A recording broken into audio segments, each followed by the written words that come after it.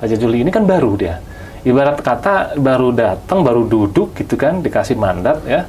Kemudian suruh memimpin kementerian, terjadi bencana. Nah, tanpa melakukan reformasi kebijakan, berulang lagi. Nah, percuma aja, nanti musim hujan berulang lagi. Musim hujan tahun depan berulang lagi. Pak Zulkifli Hasan ini seolah-olah sedang melakukan produksi konten. Itu satu keputusan yang benar. Ketika datang ya? Ketika datang. Okay. Persoalannya bawa beras ini. Pak, itu bukan tugas Bapak. Angkat beras itu dan bukan tugas Bapak yang bersih-bersih rumah. Kan netizen mengatakan seperti itu.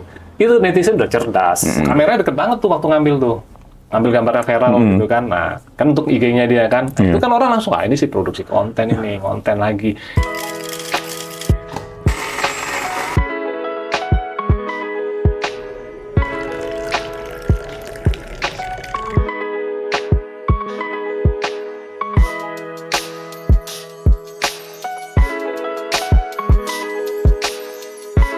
Oke, kita ngobrol di PR.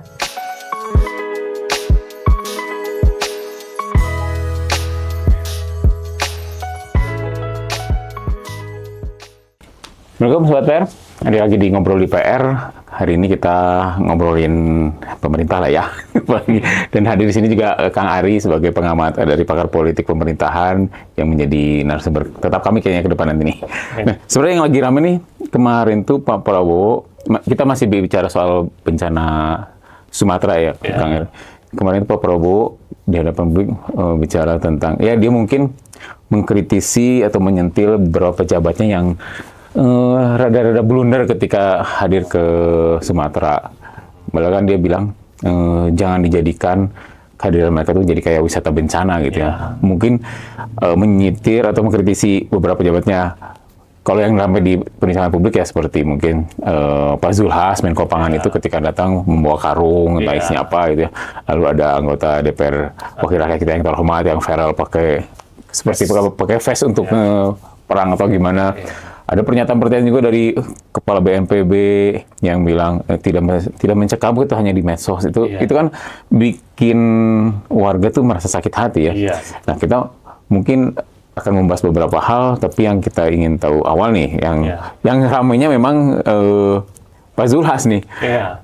Beliau kan ketika banyak yang membicarakan bahwa ini tuh adalah dampak dari ketika beliau menjadi Menteri Kehutanan di 2009-2014 ya, memberi konsesi hutan untuk sawit dan seterusnya. Nah, mungkin Kang Ari bisa pernah men-tracking itu nggak, apa saja sih yang sebenarnya waktu itu dilakukan Pak Zulhas gitu saat itu? Iya, makasih Kang Satria. Jadi kalau waktu itu Pak Zulhas ketika menjadi Menteri ya Kehutanan, tentu dia punya peran, punya otoritas mengeluarkan izin, ya kan? Udah pasti itulah. Siapapun itu menterinya, tidak hanya bicara mengenai kehutanan saja. Ya. Nah, persoalannya ketika izin-izin ini, misalkan ya, ini diberi izin tapi tidak sesuai peruntukan, atau begini, dia pihak swasta ini mengajukan, tapi ternyata ada sesuatu yang tidak semuanya disampaikan, dilaporkan. Nah, Menteri kan melihatnya tuh cuman, ini sesuai aturan, dia bisa memberi tanda tangan. Tapi ternyata ya itu bisa saja di belakangnya itu, ya misalkan lahan disampaikan diajukan 10 atau 100 hektar, tapi ternyata nanti di belakangnya jadi 110 hektar. Nah, yang 10 ini kan udah nggak jelas ini. Nah, bayangkan kalau misalkan seperti ini terus-menerus terjadi.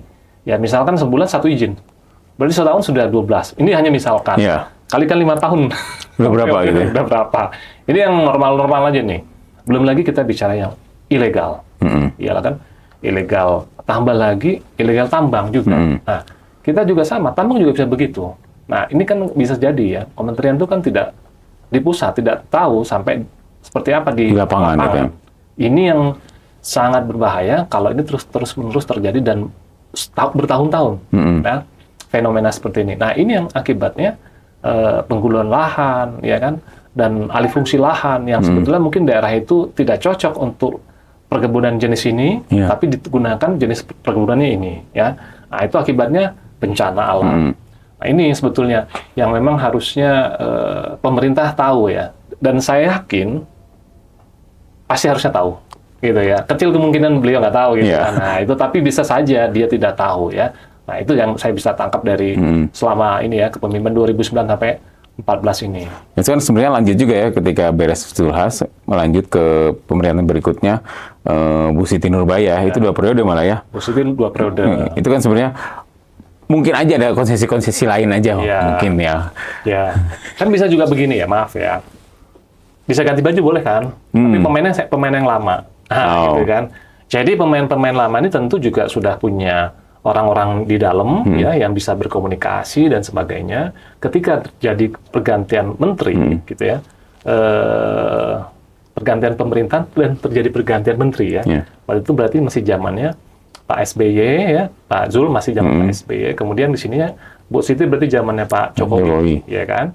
Nah itu kan bisa di kementerian itu menterinya ganti tapi orangnya tetap, bawahnya tetap. Kepalanya ganti, badannya tetap, anggotanya tetap. Nah ini terus berlangsung.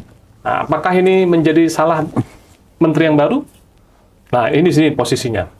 Ketika dia tidak kuat mendapat tekanan, maka dia tentu akan permisif. Ini risiko pejabat publik. Makanya jadi pejabat publik memang sudah ada satu hal yang pasti, dia harus berani menghadapi tekanan, ancaman. Kalau tidak, ya percuma. Dia pasti dianya diancam atau keluarganya diancam, dia akan masuk angin. Belum lagi nggak kuat menghadapi ancaman, belum tentu kuat menghadapi sogokan dan gratifikasi dan sebagainya. Nah ini kan membuat mereka itu ya bukan sekedar permisif lagi, tapi akhirnya menerima, gitu ya, menerima. Dia tambah lagi nih, misalkan ya, ada tuntutan dari dalam nih, dari internal misalkan, harus ada sekian ya, setoran, misalkan. Mau nggak mau nih kan, dia juga harus punya memfasilitasi. Dia memfasilitasi. Saya memfasilitasi pimpinan saya, atasan saya, sementara saya punya otoritas seperti ini. Saya diberikan otoritas, diberikan posisi seperti ini untuk menjalankan, dan apa yang ada yang dimiliki dari kementerian itu dioptimalkan lah. Nah, misalkan seperti itu. Saya pikir itu yang paling umum aja. Belum lagi yang secara detailnya. Ya, secara detail itu pasti ada oknum-oknum yang sangat kuat, yang dia bisa nekan. Kalau kamu ini nanti saya laporkan ke ketuanya atau ketua partai dan sebagainya. Nah, gitu kan. Sisi lain misalkan ketua partainya tidak tahu atau pura-pura tidak tahu, nah maka dia akan sulit ini. Karena dia tadi hitungannya berani nggak menghadapi. Jadi butuh dukungan pimpinan partai juga sangat kuat. Nah itu makanya mungkin Raja Juli nggak terlalu banyak bisa ya, karena ketika dia baru menjabat ini belum setahun ya, udah hampir setahun lah ya, hampir setahun muncul masalah ini, makanya akhirnya dia juga nggak terlalu bicara banyak, karena mungkin kalau bahasa Sunda dia ketempuhan buntut maung mungkin ya gitu ya. Ketempuhan buntut maung. Raja Juli ketempuhan buntut maung. Gimana, Kang Ari? Karena kan memang dia baru berjalan setahun kurang lah ya, hampir setahun. Sementara proses tadi yang hutan itu kan mulai dari zamannya Zulhas, terus 2 periodenya Siti Nurbaya gitu ya. Malah nggak, Bu Siti Nurbaya ini tidak diotak-atik sama sekali. Zulhas muncul mungkin gara-gara dia manggul-manggul itu ya. Iya. Jadi gini, kalau Pak Zulhas nggak turun, mungkin nggak akan ya komentari dan apapun lah itu ya. Tapi ketika dia datang pasti ya dia dikomentari, karena memang ada beberapa hal ya selama kepemimpinannya kemungkinan besar sekali kita bisa katakan ada sesuatu yang di pemerintahan dia, di masa dia sebagai menteri, pasti ada saja izin yang tidak ada ya. Kalau saya boleh katakan tidak sesuai nih ya. Harusnya kan kalau misalkan sesuai tidak terjadi penggundulan dan seperti ini ya, bencana alam ya, kalau sesuai aturan. Nah, kembali ke Raja Juli. Raja Juli ini kan baru dia. Ibarat kata baru datang, baru duduk gitu kan, dikasih mandat ya. Kemudian suruh memimpin kementerian, terjadi bencana. Apakah ini kesalahan saya sebagai menteri yang baru berjalan katakan 10 sampai 11 bulan? Nggak bisa. Karena proses penggundulan lahan itu sudah berlangsung bertahun-tahun. Iya. Izin aja bisa berbulan-bulan ya, mengajukan izin itu kan. Apalagi proses itu tadi ya, logging tadi itu ya. Misalkan legal loggingnya lah, oke lah itu kan.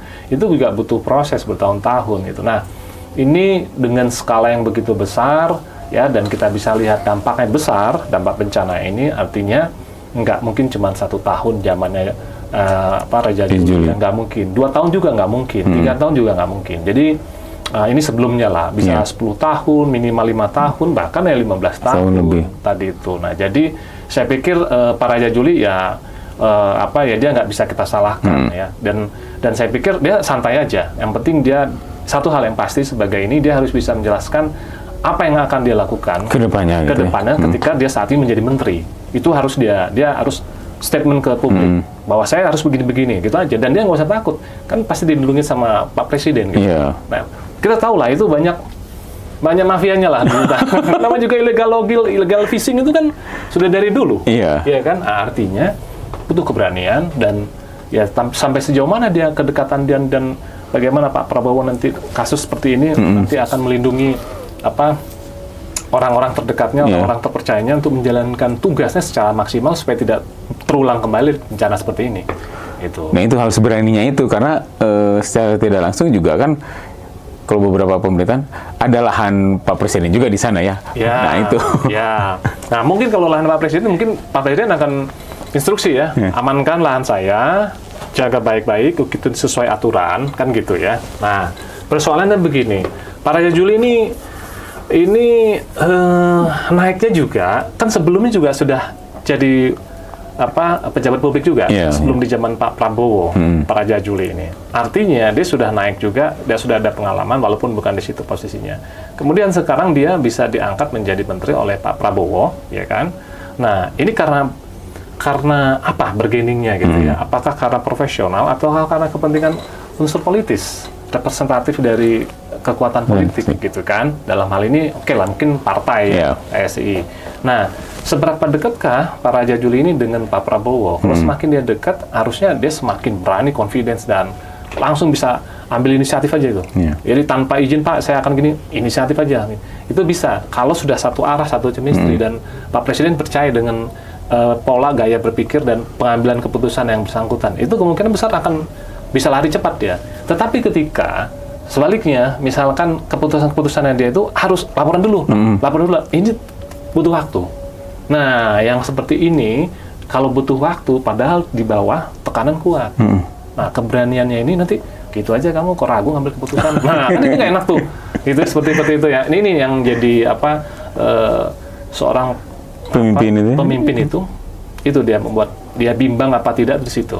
Tapi setahu saya semakin dekat dia dengan pemimpinnya, pemimpin tertingginya, dia akan semakin confidence untuk mengambil keputusan-keputusan buat publik, buat rakyat. Ya, contoh kayak Pak Purbaya mungkin kemarin-kemarin gitu ya. Dia kan, ya mungkin publik juga menilai Pak Purbaya sangat kuat dilindungi Pak Prabowo. Karena case-nya adalah orang nggak mempercayai Pak Purbaya di awal-awal kan gitu kan. Nah, mungkin Pak Prabowo bilang, kamu ambil satu manuver bahwa kamu tuh adalah orang yang tepat untuk dipilih menjadi Menteri Keuangan dan memang capable, gitu kan, capable. Nah, dia berani kan melakukan ini itu, dan itu ternyata kalau dari omongannya Pak Prabowo ketika ada Pak Purbaya, itu terlihat bahwa Pak Prabowo tuh welcome dengan Pak Purbaya. Nah, itu contoh bagaimana orang-orang terdekatnya, ya pembantunya Presiden gitu ya, betul-betul di backup oleh Presiden secara penuh. Contoh itu mungkin, yaudah nanti tadi ini ekonom-ekonom sudah ngomong ini, yuk 2,5 menit aja ya. Nah, itu kan canda-candaan. Tapi candaan itu menunjukkan itu ada engagement antara Presiden dan seorang pembantu Presiden gitu ya. Nah, itu kita bisa lihat itu. Nah, apakah Pak Raja Juli seperti ini nanti ke depannya? Saya pikir ini PR ke depannya Pak Raja Juli pasti berat ini. Besar banget ya, karena ini udah jadi perhatian internasional masalah ini kan, tidak hanya di nasional. Apalagi sekarang muncul narasi-narasi teman-teman di Aceh itu merasa tidak diperhatikan karena ini kok belum juga ditentukan sebagai bencana nasional gitu ya. Apalagi ada juga selentingan-selentingan, udahlah kita lepas aja dari NKRI, kan itu bikin orang makin penasaran ada apa sih sebenarnya gitu ya. Ya, jadi itu ya memang tidak cepat ditetapkan sebagai bencana, itu mungkin ada beberapa pertimbangan dari pemerintah pusat gitu ya. Tapi di sisi lain juga kita melihat saudara-saudara kita ya yang ada di Aceh, Sumatera Barat juga, itu kan mereka, Sumatera Utara juga mereka juga mengalami kehilangan anggota keluarga ya. Itu kan menyakitkan ya. Jadi ya saya pikir pemerintah tidak ada jalan lain, pemerintah harus all out ya, memperhatikan seperti ini ya. Tapi sekali lagi ya, cepat melakukan tindakan ya penyelamatan, setelah itu reformasi kebijakan. tanpa melakukan reformasi kebijakan berulang lagi. Iya. Nah, percuma aja, nanti musim hujan berulang lagi, musim hujan tahun depan berulang lagi. Apa ini menyelesaikan masalah? Enggak menyelesaikan ini, hanya mengulang-ulang bencana saja. Iya. Dan itu sebenarnya tantangan terbesar salah satunya Raja Juli ya, bagaimana dia melakukan kebijakan Itu soal ini. Dia harus berani melakukan reformasi kebijakan, apapun itu risikonya, ya hasil kebijakan dia bikin, dia akan menghadapi mafia dan sebagainya. Betul. Itu sudah harus dia lalui. Belum lagi kepentingan dari kementerian yang lain mungkin ya, kan itu berpengaruh juga putusnya kepentingan-kementerian yang lain. Nah ini tantangannya para Raja Juli nih ke depan mau seperti apa. Nah, itu bahasan pertama itu. Iya. Menjadi PR Raja Juli ke depan yang mudah-mudahan sih didukung juga oleh Pak Prabowo ya, karena ini memang cukup sangat parah sih si bencana ini. Bencana yang parah kedua bagi Aceh setelah tsunami. Iya, setelah tsunami. Oke, kita nanti masuk segmen 2. Kita membahas soal personal branding dari kejadian-kejadian kemarin. Nah, ini ngebahas khusus kepakarannya Kang Ari juga nih di bidang personal branding kepada beberapa untuk pejabat dan bidang politik ya. Nah, kalau melihat kejadian kemarin gitu ya, khususnya Pak Zulhas dan Ferel gitu ya, ketika Pak Zulhas ke sana bawa karung, itu dari sisi personal brandingnya gimana tuh Kang? Bakal ngedrop? Pasti itu butuh ada survei lagi ya. Terus apakah terbantu dengan leadership-nya kemudian nah gitu? Ya. Perputarannya itu kayak gitu tuh gimana tuh? Ya, baik. Jadi gini, ini pejabat publik ya, public figure lah ya. Nah, apapun public figure itu bisa berasal dari manapun, termasuk pejabat publik. Ya. Ketika datang ke satu daerah bencana, terdampak bencana, maka tentunya publik pasti akan punya persepsi sendiri. Nah, persoalannya apa yang dilakukan oleh pejabat publik ini? Ya, ini terlepas dari niatnya tulus apa tidak, pokoknya anggap aja niat baik. Ya. Tetapi kalau konteks visualnya tadi itu tidak sesuai dengan kondisi psikologis masyarakat setempat, ya, maka ini benturan antara niat yang baik dengan persepsi publik yang terdampak. Ini benturan. Nah, benturan ini yang akhirnya menjadi sesuatu yang negatif. Nah, itulah yang berkembang. Akhirnya publik melihat bahwa Pak Zulhas ini seolah-olah sedang melakukan produksi konten dalam rangka pencitraan.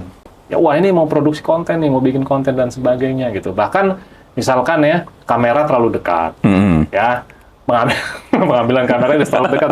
Ini seolah-olah kelihatan banget nih teknisnya gitu kan. Nah ini yang sebetulnya harus dipahami oleh timnya. Ya. Sebetulnya banyak cara ya, nggak harus seperti itu. Nah tapi itu tadi. Ya, apa yang ingin dilakukan oleh Pak Zulhas sebagai pejabat publik dan Menko Pangan, dia punya kewajiban juga itu langsung turun memperhatikan kebutuhan masyarakat terdampak ini. Ya, korban bencana ini, mereka butuhnya apa dan sebagainya. Kan dia punya, supaya cepat dia langsung bisa datang, bisa lihat data, stafnya apa, ambil keputusan, kirim keputusan, bisa langsung sampai bantuan ini. Itu penting. Jadi, kalau saya lihat, Pak Zulhas datang, itu sudah hal yang tepat. Tidak salah, ya, Pak Zulhas datang ini ya sebagai pejabat, dan itu saya anggap itu satu keputusan yang benar. Ketika datang ya. Ketika datang. Persoalannya bawa beras ini.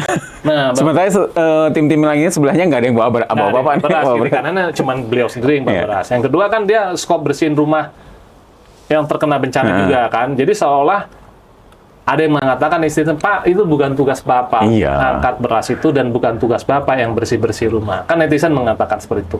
Itu netizen udah cerdas, gitu ya. Kita tidak menyalahkan netizen seperti itu benar, gitu ya. Tapi niatnya Pak ini kan juga bisa saja dia, aduh kenapa enggak sih sekalian gitu ya, jadi baca cuma dia bengong gitu, kenapa enggak gitu.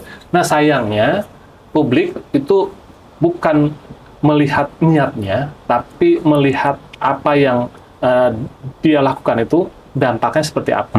Jadi itu berbeda. Dia terlihat, ya memang penting. Mereka udah berhasil ya terlihat. Tapi bukan brand awareness ini berhasil, gitu ya. Tapi bukan itu yang di mata publik. Yang di mata publik itu hasilnya seperti apa, Pak? Gitu. Jangan Bapak datang sini terus Bapak pulang nggak ada apa-apa. Itu dia.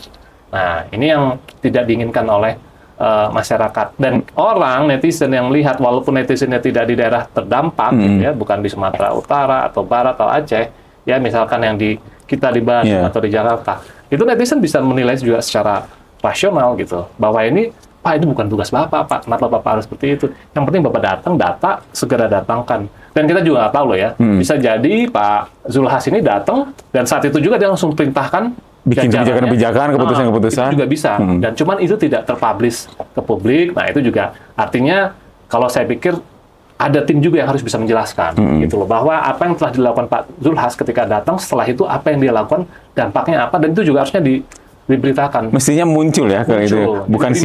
Bukan si soal karungnya yang akhirnya menyebar jadi video macam-macam sekarang di internet. Iya. Dan Pak Zulkifli juga harusnya kalau Pak Zulkifli udah bagus. Saya nggak peduli orang ngata-ngatai saya gini, tapi saya niat baik saya gini, itu udah bagus banget. Ya, beliau ini politisi matang. Ya, udahlah kalau orang mau ngomong yang penting saya datang gitu. Cuman ada simbol embel-embelnya tadi itu loh. Yang virtual itu tidak sesuai dengan kontekstual orang sedang terkena bencana. Karena daerah bencana itu emosionalnya tinggi. Ya, jadi ketika emosional tinggi itu bukan orangnya saja, bukan orang yang tinggal di Sumatera Barat atau Sumatera Utara atau aja. Orang yang di Jakarta pun, kita di Bandung pun juga bisa emosional tinggi melihat seperti itu. Dan itu netizen sensitif. Nah, ini. Jadi penceritaannya seperti itu. Yang pasnya tuh.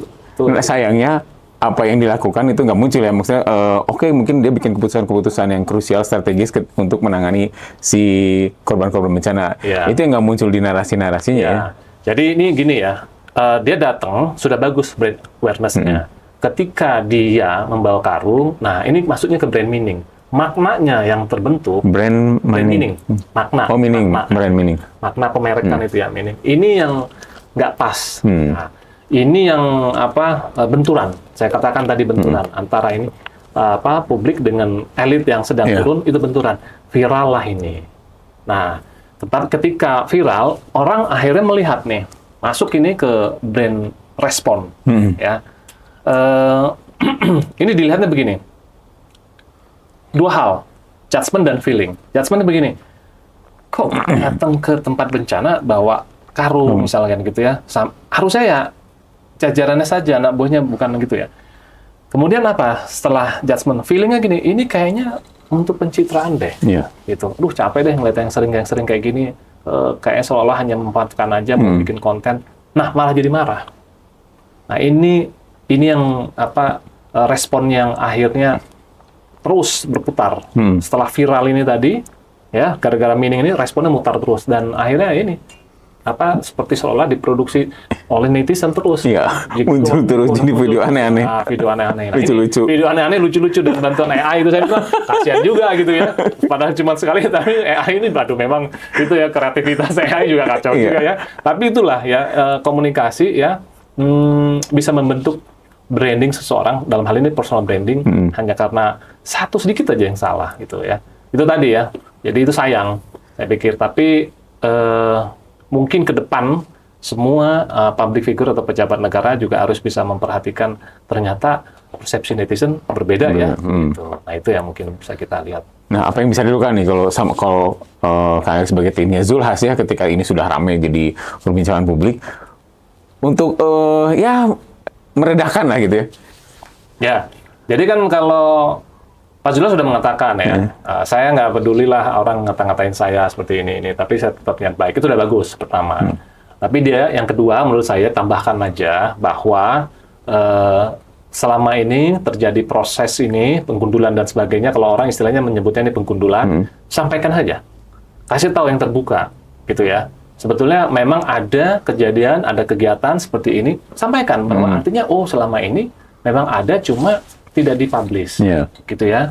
Nah, jadi apa yang benar, apa yang salah, sampaikan aja. Kenapa? Karena begini, orang akan mempercayai Pak Zulkifli Hasan ini ke depan semakin baik ketika dia terbuka. Jadi memang harus transparansi. Sampaikan bahwa kondisi real seperti ini, akibatnya jadi bencana seperti ini. Nah, untuk timnya Pak Zulkifli Hasan, sebaiknya tim boleh gunakan. Tapi kalau mau seperti ini, gunakan angle dari netizennya, dari masyarakat itu. Contoh, misalkan ya, ada warga ya sudah dibantu, langsung wawancara aja. Menurut Bapak atau menurut Ibu, bagaimana pendapat Bapak Ibu dengan hadirnya Pak Menteri untuk kesini membantu ini? Nah, itu yang bisa diangkat. Jadi narasinya itu, bukan kamera ya, tapi narasinya itu. Itu yang pertama. Yang kedua, kalau memang mau ngambil kamera, ya pinjam aja kamera dari Warga. Iya.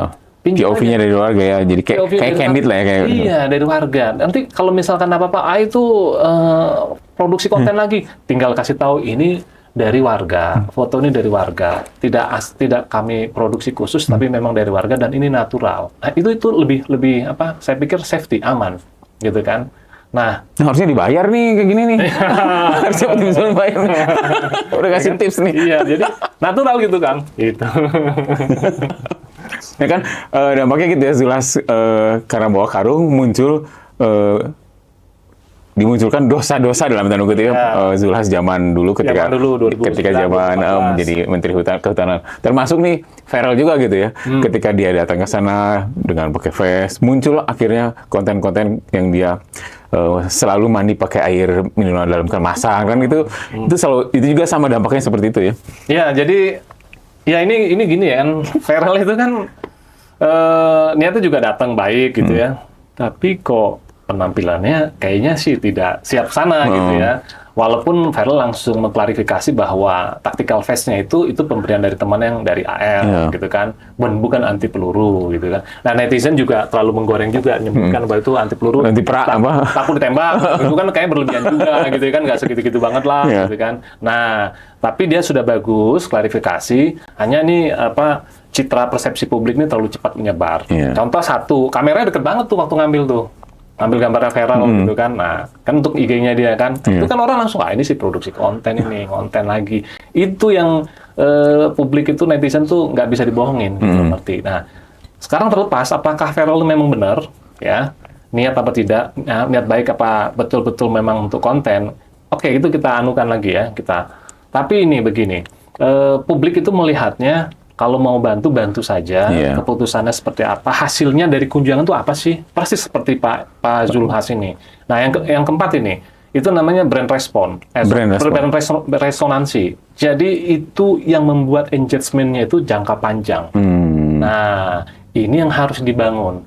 Karena kalau tidak, runtuh, ya memang tidak menghancurkan, tapi akan membuat ada jarak emosional antara netizen dengan yang bersangkutan.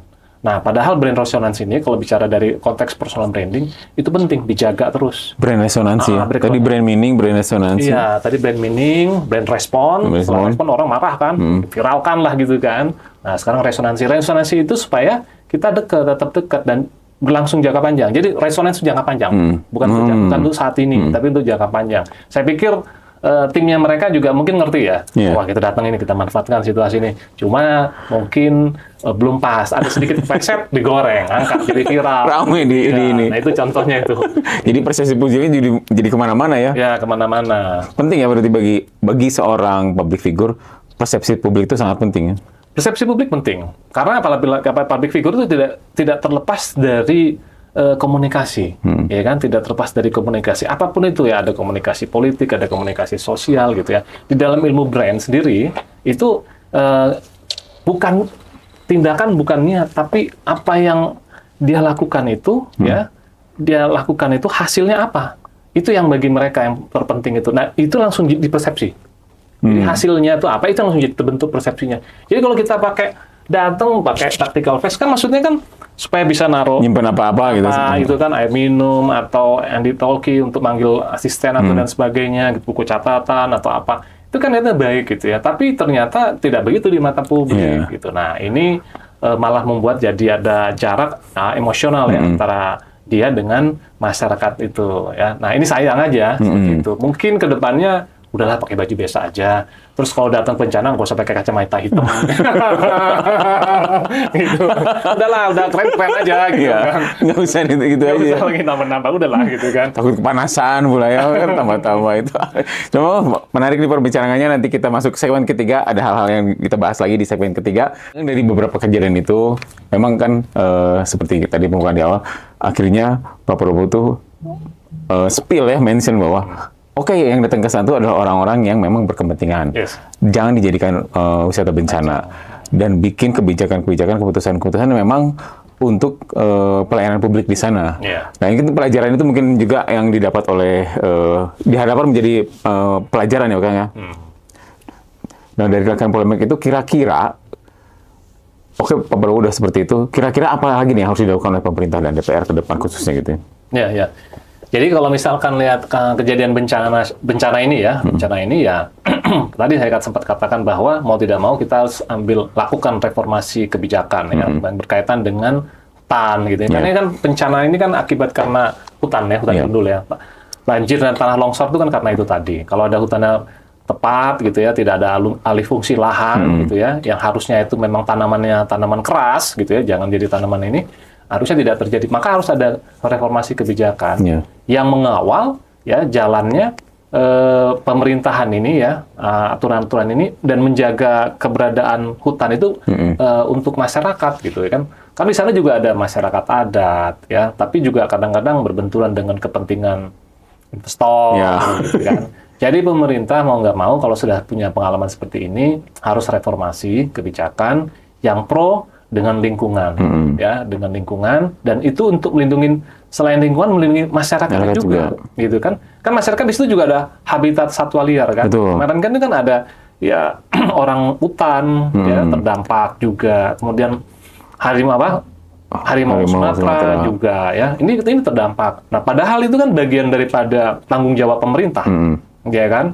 Nah, ini saya pikir DPR ya yang memang punya peran di situ, pengawasan dan sebagainya. Datang saja sudah belanja masalah ya kan, sampaikan lagi nanti rapat gitu ya dengan kementerian, silahkan disusunkan lagi, diformasi lagi aturan setelah pasca bencana seperti ini supaya tidak terulang kembali tahun 2026 ini tahun 2025 nih, jangan sampai 2026 terulang kembali. Ini sudah harus dilakukan. Jadi pemerintah dengan DPR harus satu kata, ya, membuat satu kebijakan-kebijakan supaya tidak terulang kembali. Ya, saya pikir gitu, Kang. Dan Mas sekarang sisi ini deh, kalau sisi maksudnya sisi empati ketika kesana tuh, Kang.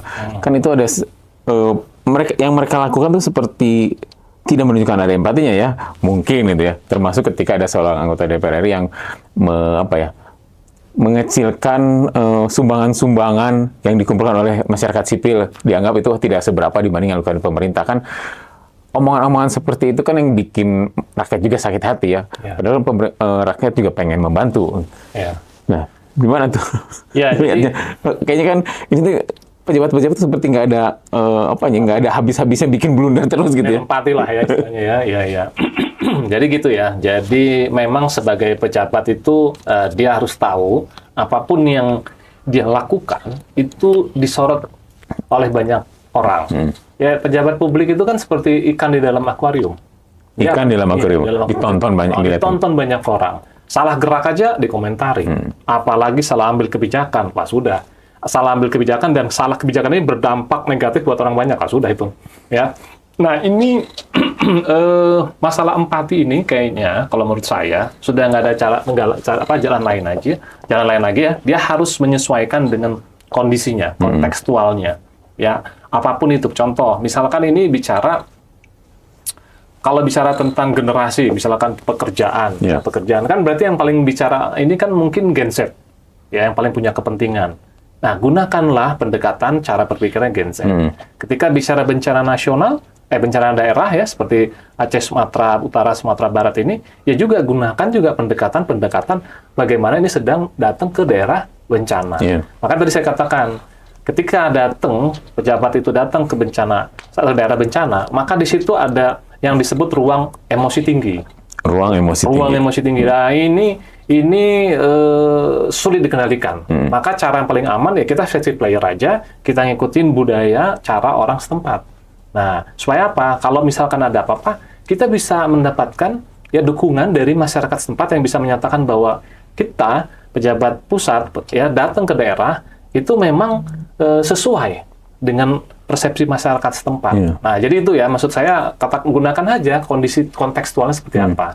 Jadi kalau tabrakan dengan kepentingannya dia, tapi tidak sesuai dengan konteks yang ada di lapangan, nah itu nanti dinilai nirempati, nggak berempati dengan kondisi seperti itu.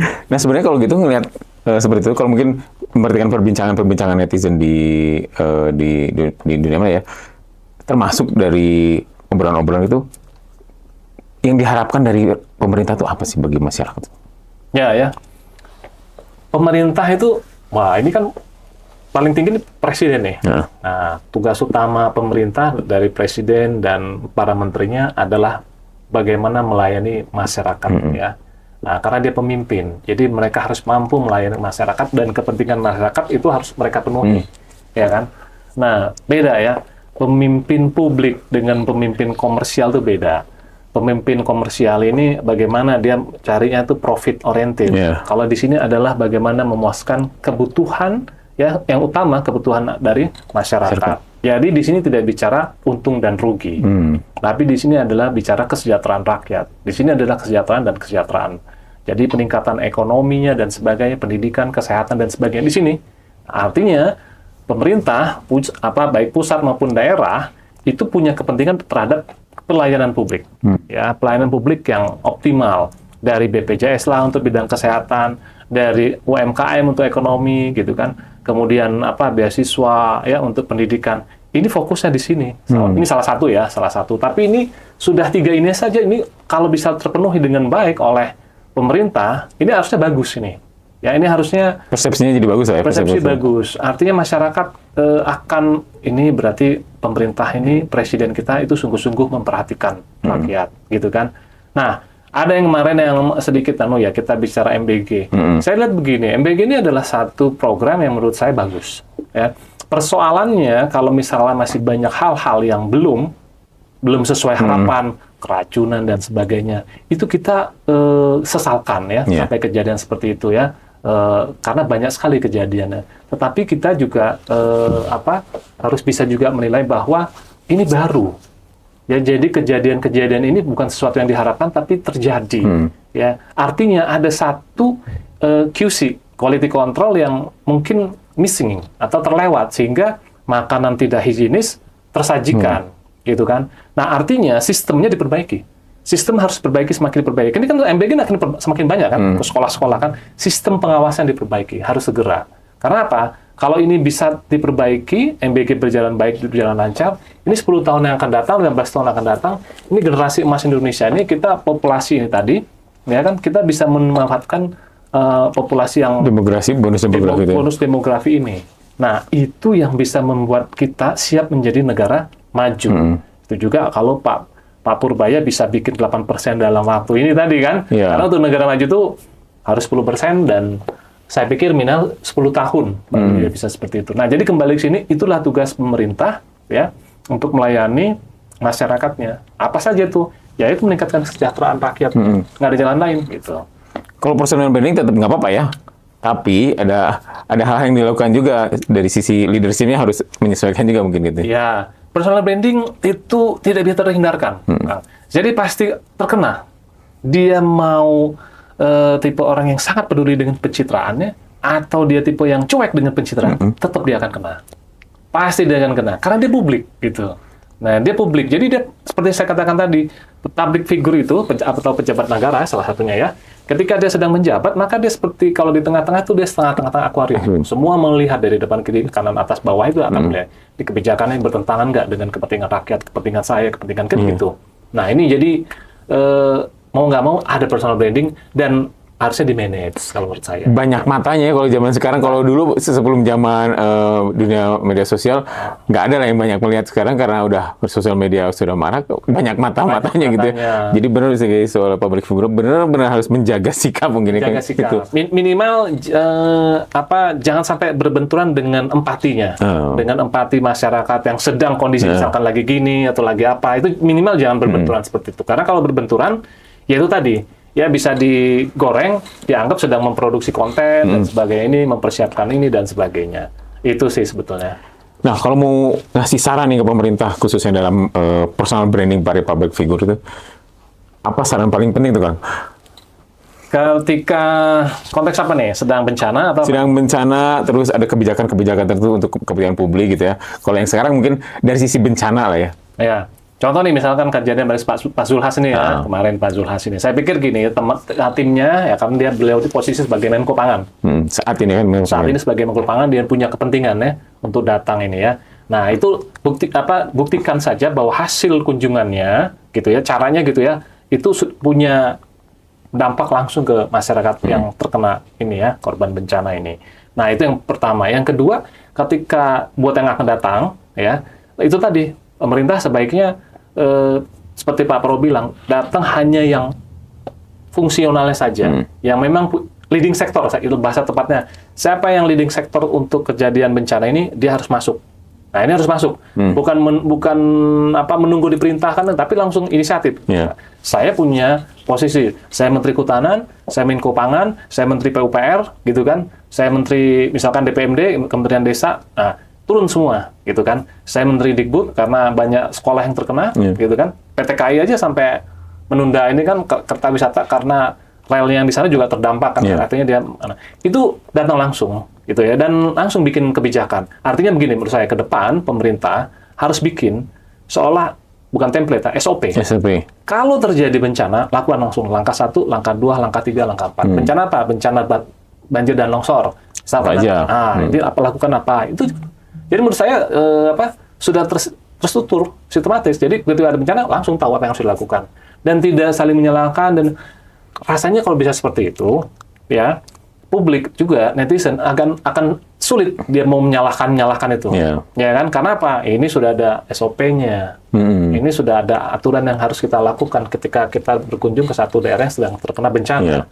Nah, jadi netizen tahu, dia sudah menjalankan langkah 1, langkah 2, langkah 3. Terus mau di mana titiknya? Paling itu, dan itu bisa membela dan itu bisa membantu pejabat publik yang sedang datang menjalankan tugasnya. Ya, termasuk juga mengangkat nama pimpinan tertingginya juga ya, ketika pembantu-pembantunya bekerja dengan benar gitu ya. Siap gitu kan, dan kerjanya jelas gitu, apa yang harus dilakukan.